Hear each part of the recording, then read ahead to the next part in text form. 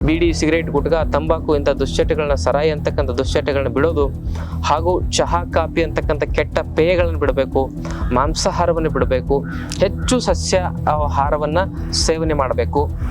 ಅಂದರೆ ಏನಂತ ಹೇಳಿದ್ರೆ ರೊಟ್ಟಿ, ಅನ್ನ, ಮುದ್ದೆ ಇಂತಹ ಪದಾರ್ಥಗಳು, ಕಾರ್ಬೋಹೈಡ್ರೇಟ್ ಯುಕ್ತವಾದ ಪದಾರ್ಥಗಳನ್ನ ಕಡಿಮೆ ತಿನ್ನಬೇಕು. ಅಂದರೆ 20-25-30% ಈ ಒಂದು ಆಹಾರ ಇರಬೇಕು. ಹೆಚ್ಚು ಪಲ್ಯ, ಸಾಂಬಾರು ತಿನ್ನೋದ್ರ ಮೂಲಕವಾಗಿ ನಮ್ಮ ಶರೀರದ ಒಂದು ಪೋಷಕ ಸತ್ವಗಳ ಒಂದು ಉತ್ಪಾದನೆಗೂ ಕೂಡ ಸಹಕಾರಿಯಾಗುತ್ತೆ.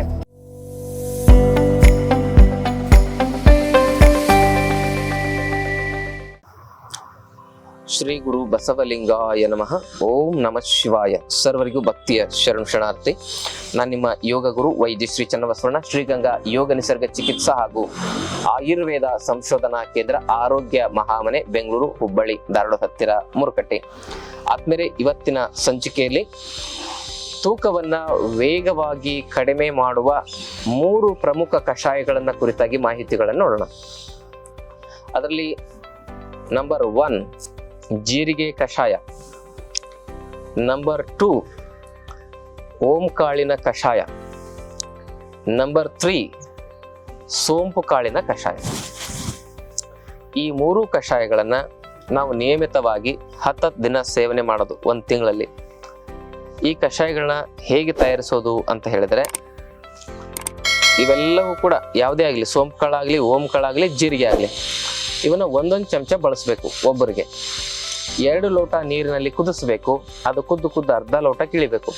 ಅದು ಇಳಿದಾಗ ಅದನ್ನ ಶೋಧಿಸಿ ನಾವು ಅದನ್ನ ಬೆಳಿಗ್ಗೆ ಖಾಲಿ ಹೊಟ್ಟೆಯಲ್ಲಿ ಸೇವನೆ ಮಾಡೋದ್ರಿಂದ ನಮ್ಮ ಫ್ಯಾಟ್ ಮೆಟಾಬಾಲಿಸಮ್ ಇನ್ಕ್ರೀಸ್ ಆಗುತ್ತೆ, ಕ್ರಿಯಾಶೀಲವಾಗುತ್ತೆ. ಲಿವರ್ ಫಂಕ್ಷನ್ನು ಮತ್ತು ಕರಳಿನ ಫಂಕ್ಷನ್ಸ್ಗಳು ಕ್ರಿಯಾಶೀಲವಾಗ್ತವೆ. ಅಜೀರ್ಣ ಮತ್ತು ಮಲಬದ್ಧತೆ ಸಮಸ್ಯೆಗಳು ನಿವಾರಣೆ ಆಗ್ತವೆ.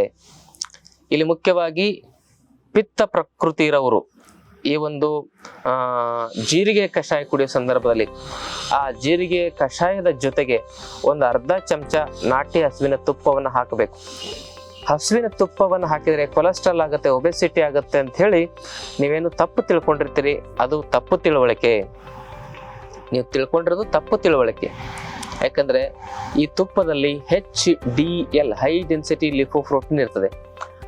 ಅದು ನಮ್ಮ ಕೊಬ್ಬನ್ನ, ಕೆಟ್ಟ ಕೊಬ್ಬನ್ನ ಕರಗಿಸುತ್ತೆ, ಒಳ್ಳೆ ಕೊಬ್ಬನ್ನ ಕ್ರಿಯಾಶೀಲಗೊಳಿಸುತ್ತೆ. ಅದಕ್ಕೆ ಯಾರಿಗೆ ತುಂಬಾ ಅಸಿಡಿಟಿ ಇದೆ ಅಂತವರು ಜೀರಿಗೆ ಕಷಾಯ ಕುಡಿದ್ರೆ ಆ ಅಸಿಡಿಟಿ ಇನ್ನೂ ಹೆಚ್ಚಾಗುತ್ತೆ. ಯಾಕಂದ್ರೆ ಇಲ್ಲಿ ಇದು ಉಷ್ಣವೀರ್ಯ ಗುಣ ಸ್ವಭಾವವನ್ನ ಇದು ಹೊಂದಿದೆ, ದೀಪನ ಪಾಚನ ಸತ್ವವನ್ನು ಹೊಂದಿದೆ. ಅದಕ್ಕಾಗಿ ಪಿತ್ತ ಪ್ರಕೃತಿ ಇರೋರು, ಕೈ ಉರಿ, ಕಣ್ಣುರಿ, ಕಾಲುರಿ ಇರೋರು ಜೀರಿಗೆ ಕಷಾಯ ಕುಡಿಯೋ ಸಂದರ್ಭದಲ್ಲಿ ಅದರಲ್ಲಿ ತಾವೇನ್ ಮಾಡ್ಬೇಕು, ಅರ್ಧ ಚಮಚ ತುಪ್ಪವನ್ನ ಹಾಕೊಳ್ಳೋದು ರೂಢಿ ಇಟ್ಕೊಳ್ಬೇಕು. ಹೀಗೆ ಓಂಕಾಳು ಮತ್ತು ಧನಿಯಾ, ಓಂಕಾಳು ಮತ್ತೆ ಸೋಂಪು ಕಾಳಲ್ಲಿ ಆ ಥರ ಉಷ್ಣ ಏನೂ ಆಗೋದಿಲ್ಲ. ಅದನ್ನ ತಾವು ಹಾಗೆ ಸೇವನೆ ಮಾಡಬಹುದು. ಹೀಗೆ ಈ 3 ಕಷಾಯವನ್ನ ಒಂದು ತಿಂಗಳಲ್ಲಿ 10 ದಿನ 1 ಕಷಾಯವನ್ನ ನೀವು ಸೇವನೆ ಮಾಡೋದ್ರಿಂದ ಕಂಪ್ಲೀಟ್ ಆಗಿ ನಮ್ಮ ಶರೀರದ ಒಂದು ಜೀವಕೋಶಗಳಲ್ಲಿ ಮೆಟಾಬಾಲಿಕ್ ಫಂಕ್ಷನ್ ಕ್ರಿಯಾಶೀಲವಾಗಿ ಅಧಿಕವಾಗಿರ್ತಕ್ಕಂಥ ಕೊಬ್ಬು ಕರಗುತ್ತೆ. ಲಿವರು ಮತ್ತು ಆ ಒಂದು ಕರಳುಗಳಲ್ಲಿ ಮುಖ್ಯವಾಗಿ ಗಟ್ಟ ಬ್ಯಾಕ್ಟೀರಿಯಾಗಳು ಅವು ಕ್ರಿಯಾಶೀಲವಾಗಿ ಕೆಲಸ ಮಾಡ್ತವೆ. ಲಿವರ್ನಲ್ಲಿ pH ವ್ಯಾಲ್ಯೂವನ್ನು ಬ್ಯಾಲೆನ್ಸ್ ಮಾಡ್ತಕ್ಕಂಥ ಶಕ್ತಿ ಬರ್ತದೆ. ಹಾಗೆ ಶರೀರದಲ್ಲಿ ಅಧಿಕವಾದ ಅಸಿಡಿಕ್ ಅಂಶನೂ ಉತ್ಪತ್ತಿ ಆಗೋದಿಲ್ಲ, ಕಡಿಮೆ ಅಸಿಡ್ ಕೂಡ ಉತ್ಪತ್ತಿ ಆಗೋದಿಲ್ಲ. ಅದು ನಿಯಮಿತವಾಗಿ ಉತ್ಪತ್ತಿ ಆಗುತ್ತೆ. ಹೈಪೋ ಅಸಿಡಿಟಿ ಅಂತ ಹೇಳಿದ್ರೆ ಅದು HCl ಪ್ರಮಾಣ ಕಡಿಮೆ ಇರ್ತದೆ. ಹೈಪರ್ ಅಸಿಡಿಟಿ ಅಂದ್ರೆ ಅಧಿಕವಾಗಿರ್ತದೆ, ಅದು ದುರುಪಯೋಗನೂ ಕೂಡ ಆಗಿರುತ್ತೆ. ಅಂತಹ ಒಂದು ಸಂದರ್ಭದಲ್ಲಿ ಹೈಪರ್ ಅಸಿಡಿಟಿ ಆಗಿರುತ್ತೆ. ಆ ಒಂದು ಸಮಸ್ಯೆಗಳಿಗೆ ಪರಿಹಾರ ಈ ಒಂದು ಕಷಾಯಗಳು ಒದಗಿಸ್ತವೆ. ಅದಷ್ಟೇ ಅಲ್ಲದೆ ನಮ್ಮ ಕರುಳಿನಲ್ಲಿ ಇರ್ತಕ್ಕಂಥ ತ್ಯಾಜ್ಯ ಮಲವನ್ನ ಸ್ವಚ್ಛ ಮಾಡ್ತವೆ. ಎಲ್ಲರೂ ಕೂಡ ಕರುಳಿನಲ್ಲಿ 1-2 kg ಟಾಕ್ಸಿನ್ ಅನ್ನು ತುಂಬಿಕೊಂಡಿರ್ತೇವೆ. ಆ ಟಾಕ್ಸಿನ್ ಹೊರಗೆ ಹೋಯಿತು ಅಂದ್ರೆ ನಮ್ಮ ಅದ್ಭುತವಾಗಿರ್ತಕ್ಕಂಥ ಆ ಒಂದು ಶಕ್ತಿ ಶರೀರದಲ್ಲಿ ಉತ್ಪತ್ತಿ ಆಗುತ್ತೆ. ನಾವು ತಿಂದಿರುವ ಆಹಾರ ಸರಿಯಾಗಿ ಸಪ್ತಧಾತುವಾಗಿ ಕನ್ವರ್ಟ್ ಆಗುತ್ತೆ. ಅದನ್ನೇ ಮಾಡರ್ನ್ ಮೆಡಿಕಲ್ ಸೈನ್ಸ್ ಅಲ್ಲಿ ನ್ಯೂಟ್ರಿಷನ್ ಅಂತ ಕರೀತಾರೆ. ಈಗ ಬಹಳ ಜನ ಉಪವಾಸ ಮಾಡಿನೂ ಕೂಡ ದೇಹಕ್ಕೆ ಎಷ್ಟೇ ಉಪವಾಸ ಮಾಡಿದ್ರು ಕೂಡ ವೇಟ್ ಲಾಸ್ ಆಗೋದಿಲ್ಲ. ಯಾಕಂದ್ರೆ ಅಲ್ಲಿ ಪೋಷಕಾಂಶಗಳ ಕೊರತೆ ಉಂಟಾಗಿ ಸುಸ್ತು ನಿಶಕ್ತಿಯಾಗಿ ಇನ್ನಷ್ಟು ಡ್ಯಾಮೇಜ್ ಆಗಿ ಇನ್ನಷ್ಟು ಕೊಬ್ಬಿನಾಂಶ ಉತ್ಪತ್ತಿ ಆಗುತ್ತೆ. ಅದಕ್ಕೆ ಶರೀರಕ್ಕೆ ಬೇಕಾಗಿರೋ ಪೋಷಕ ಸತ್ವಗಳು ಸರಿಯಾಗಿ ಸಿಗಬೇಕಂದ್ರೆ ಕರಳು ಸ್ವಚ್ಛ ಇರಬೇಕು. ಆ ಕರಳು ಸ್ವಚ್ಛವಾಗಿರ್ತಕ್ಕಂಥ ಕಾರ್ಯವನ್ನ ಈ 3 ಕಷಾಯಗಳು ಮಾಡ್ತವೆ. ಹಾಗಾಗಿ ಈ ಒಂದು ಕಷಾಯ ಕುಡಿದ್ರಿಂದ ವಾತ ಅನುಲೋಮಕವಾಗಿ ಕರಳು ಡಿಟಾಕ್ಸ್ ಆಗಿ ಕರಳಿನಲ್ಲಿ ಪೆರಿಸ್ಟಾಟಿಕ್ ಮೂಮೆಂಟ್ ಅಂತ ಇರ್ತದೆ, ಕ್ರಿಯಾಶೀಲವಾಗಿ ಕೆಲಸ ಮಾಡೋದ್ರ ಮೂಲಕ ಲಿವರ್ನ ಒಂದು ಫಂಕ್ಷನ್ಸು ಸರಿಯಾಗಿ ಕ್ರಿಯಾಶೀಲವಾಗೋದ್ರ ಮೂಲಕ ಕೊಬ್ಬಿನ ಸಂಗ್ರಹಣೆ ಸಂಪೂರ್ಣವಾಗಿ ಕರಗುತ್ತೆ. ವೇಟ್ ಲಾಸ್ ಆಗ್ಲಿಕ್ಕೆ ಇದು ಅತ್ಯದ್ಭುತವಾಗಿ ಸಹಕಾರಿಯಾಗಿ ಕೆಲಸ ಮಾಡುತ್ತೆ. ಇದನ್ನ ರೂಢಿ ಇಟ್ಕೊಳ್ಳಿ ಅಂತಕ್ಕಂಥ ಮಾತನ್ನು ಹೇಳ್ತಾ, ಕೇವಲ ಇದನ್ನ ಮಾಡಿ ಮತ್ತೆ ಲೇಟಾಗಿ ಮಲಗೋದು, ಲೇಟಾಗಿ ಹೇಳೋದು, ಫಾಸ್ಟ್ ಫುಡ್ ಜಂಕ್ ಫುಡ್ ತಿನ್ನೋದು, ಇದನ್ನ ಮಾಡೋದ್ರಿಂದ ಈ ಕಷಾಯಗಳ ಉಪಯೋಗ ನಿಮಗೆ ಸಿಗೋದಿಲ್ಲ. ಬೇಗ ಮಲಗಿ ಬೇಗ ಹೇಳೋದು, ಸ್ವಚ್ಛವಾದ ಆ ಒಂದು ಸಾತ್ವಿಕವಾದ ಆಹಾರವನ್ನ ತಿನ್ನೋದು, ಸೊಪ್ಪು ತರಕಾರಿ ಹಣ್ಣುಗಳನ್ನು ಯಥೇಚ್ಛವಾಗಿ ತಿನ್ನೋದು, ಬೀಡಿ ಸಿಗರೇಟ್ ಗುಟ್ಕ ತಂಬಾಕು ಇಂಥ ದುಶ್ಚಟಗಳನ್ನ, ಸರಾಯಿ ಅಂತಕ್ಕಂಥ ದುಶ್ಚಟಗಳನ್ನ ಬಿಡೋದು, ಹಾಗೂ ಚಹಾ ಕಾಫಿ ಅಂತಕ್ಕಂಥ ಕೆಟ್ಟ ಪೇಯಗಳನ್ನು ಬಿಡಬೇಕು, ಮಾಂಸಾಹಾರವನ್ನು ಬಿಡಬೇಕು, ಹೆಚ್ಚು ಸಸ್ಯ ಆಹಾರವನ್ನ ಸೇವನೆ ಮಾಡಬೇಕು. ಅಂದ್ರೆ ಏನಂತ ಹೇಳಿದ್ರೆ ರೊಟ್ಟಿ, ಅನ್ನ, ಮುದ್ದೆ ಇಂತಹ ಪದಾರ್ಥಗಳ ಕಾರ್ಬೋಹೈಡ್ರೇಟ್ ಯುಕ್ತವಾದ ಪದಾರ್ಥಗಳನ್ನ ಕಡಿಮೆ ತಿನ್ಬೇಕಂದ್ರೆ 20-25-30% ವರೆಗೂ ಈ ಒಂದು ಆಹಾರ ಇರಬೇಕು.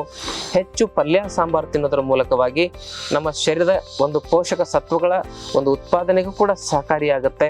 ಅದರ ಜೊತೆಗೆ ಕಾರ್ಬೋಹೈಡ್ರೇಟ್ ಕಡಿಮೆ ಇದ್ದಾಗ ಕೊಬ್ಬಿನ ಅಂಶಗಳ ಉತ್ಪಾದನೆ ಆಗದಂತೆ ವೇಟ್ ಲಾಸ್ ಆಗ್ಲಿಕ್ಕೆ ಇಂಥ ಆಹಾರ ಪದ್ಧತಿ ಸಹಕಾರಿಯಾಗುತ್ತೆ ಅಂತಕ್ಕಂಥ ಮಾತನ್ನು ಹೇಳ್ತಾ, ಈ ಮಾಹಿತಿ ಇಷ್ಟವಾದಲ್ಲಿ ತಮ್ಮ ಬಂಧು ಮಿತ್ರರೊಂದಿಗೆ ಶೇರ್ ಮಾಡ್ಕೊಳ್ಳಿ. ಜೊತೆಗೆ ತಾವಿನ್ನೂ ಚಾನಲ್ ಅನ್ನ ಸಬ್ಸ್ಕ್ರೈಬ್ ಮಾಡ್ಕೊಂಡಿಲ್ಲ ಅಂದ್ರೆ ದಯವಿಟ್ಟು ಚಾನಲ್ ಸಬ್ಸ್ಕ್ರೈಬ್ ಮಾಡ್ಕೊಳ್ಳಿ. ನಮ್ಮ ಆಶ್ರಮದಲ್ಲಿ 5 ದಿನದ ಆರೋಗ್ಯ ಶಿಬಿರ ನಡೀತದೆ. ಅಲ್ಲಿ ನೇರವಾಗಿ ನಾವೇ ನಿಮಗೆ ಆಹಾರ ಪದ್ಧತಿ, ಜೀವನ ಕ್ರಮ, ಮನೆಮದ್ದುಗಳನ್ನ ಕುರಿತು ತಿಳಿಸಿ ಮಾಹಿತಿಗಳನ್ನ ನಿಮಗೆ ಕೊಡ್ತೇವೆ. ಆಸಕ್ತಿ ಇರೋರು ಕುಟುಂಬ ಸಮೇತರಾಗಿ ಆ ಶಿಬಿರಕ್ಕೆ ಭಾಗವಹಿಸಿ ತಾವು ತಮ್ಮ ಜೀವನದ 100 ವರ್ಷ ಆಯಸ್ಸೇನಿದೆ ಆ 100 ವರ್ಷ ಆಯಸ್ಸನ್ನ ಪೂರ್ತಿಯಾಗಿ ನೆಮ್ಮದಿಯಿಂದ ಬದುಕಬಹುದು ಅಂತಕ್ಕಂಥ ಮಾತನ್ನು ಹೇಳ್ತಾ ತಮ್ಮೆಲ್ಲರಿಗೂ ಭಕ್ತಿಯ ಶರಣಾರ್ಥಿಗಳು. ಲೇಟೆಸ್ಟ್ ಹಾಗೂ ಇಂಟ್ರೆಸ್ಟಿಂಗ್ ಸುದ್ದಿಗಳಿಗಾಗಿ ಬಾಸ್ ಟಿವಿ ಕನ್ನಡ ಚಾನೆಲ್ನ ಸಬ್ಸ್ಕ್ರೈಬ್ ಮಾಡಿ. ಹಾಗೆಯೇ ಬೆಲ್ ಐಕಾನ್ ಪ್ರೆಸ್ ಮಾಡಿ. ಇದರ ಜೊತೆಗೆ ಫೇಸ್ಬುಕ್, ಇನ್ಸ್ಟಾಗ್ರಾಮ್, ಎಕ್ಸ್ ನಲ್ಲೂ ಮಿಸ್ ಮಾಡದೆ ಫಾಲೋ ಮಾಡಿ.